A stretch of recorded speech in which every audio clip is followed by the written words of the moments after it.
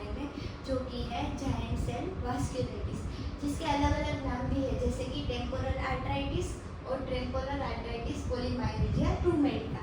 इस सब के मतलब एक ही है, पर अलग अलग इसके सिम्टम के हिसाब से हो सकते हैं।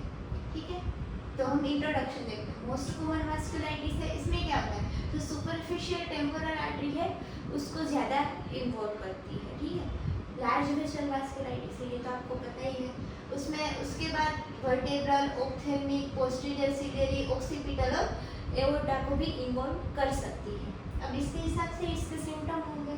तो क्लिनिकल फीचर में 50 साल से ज़्यादा में देखने को मिलता है।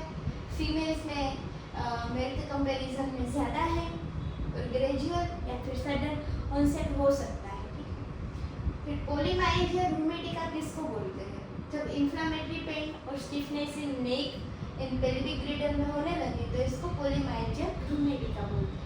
फिर हेडेक होगा, फर्स्ट ऑफ ऑल तो वो होगा deep, boring type and localized होगा। Fever, fatigue, weight loss, myalgia जो कॉमन रूमेटोलॉजिकल सिम्टम है वो होंगे। यूनिलेटरल, बायलेटरल विजन लॉस होगा, क्योंकि ये ऑप्थेल्मिक इन्वॉल्व हो रही, डिप्लोपिया हो सकता है।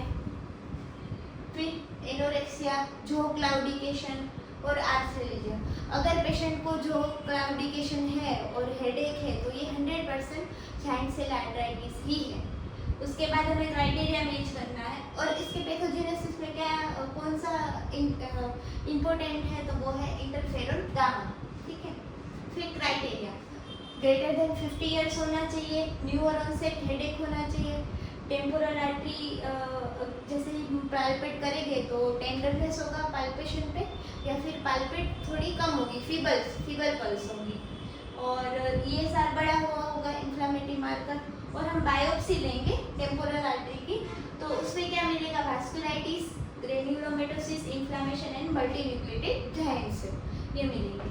और कलर डॉपलर भी करवा सकते हैं। ठीक है, अब ट्रीटमेंट इसका मेनली स्टीरॉयड ही है, पर अगर स्टीरॉयड रिस्पॉन्सिव ना हो तो हम क्या करेंगे। ठीक है, जैसे कि आपके पास पेशेंट आया, जीसीए डायग्नोस हुआ, विजुअल लॉस है, तो सोल्यूमेड्रोल दे 100 mg 3 डेज के लिए, प्लस सिम्प्टोमेटिक ट्रीटमेंट आपको देनी ही है माइल्जिया के लिए। अगर नहीं है विजुअल लॉस तो प्रेनिसोलोन स्टार्ट करें 60 mg पर डे के हिसाब से। फिर अगर इसमें बायोप्सी ले आगे भी और इसमें नहीं आ रहा है तो इसमें ये सारा कुछ नहीं आ रहा तो रीएवैल्यूएट करना पड़ेगा, और कंटिन्यू करना है steroid with no use of tocilizumab. और अगर इसके टॉक्सिन आप स्टीरॉयड के टॉक्सिन एक्सेप्टेबल है तो स्टीरॉयड ही कंटिन्यू करना है, मतलब प्रेडनिसोलोन ही कंटिन्यू करना है। अगर एक्सेप्टेबल नहीं है तो हमें क्या करना है, तो ये वाला पार्ट ये है। अगर पेशेंट को स्टीरॉयड टॉक्सिन टॉलरेबल नहीं है, स्टीरॉयड की टॉक्सिसिटी की वजह से ऑस्टियोपोरोसिस होने का चांसेस है, तो क्या करना है, और तो टोसिलिजुमाब भी नहीं यूज़ कर सकते। अगर टोसिलिजुमाब से कॉन्ट्राइंडिकेशन है तो वो नहीं करना है, तो खाली स्टीरॉयड भी देना है, पर नहीं है तो टोसिलिजुमाब देना है 162 mg सब्क्यूटेनियसली देना है, और स्टीरॉयड को टेपर करके थोड़ा कम देना है। ठीक है, तो ये था giant cell arthritis in short में, हेरिसन बेस्ड है। ठीक है, नीट पीजी नीटेसिस के लिए इम्पोर्टेंट है, आपको ये याद रखना है। स्टीरॉयड इसकी, प्रेडनिसोलोन इसकी मेन ट्रीटमेंट है, अगर एक्सेप्टेबल नहीं है तो टोसिलिजुमाब यूज़ कर सकते हैं, और सिम्टम के हिसाब से इसमें माइल्जिया की भी आप सिम्टोमेटिक ट्रीटमेंट ऐड कर सकते हैं। तो थैंक यू फॉर वॉचिंग।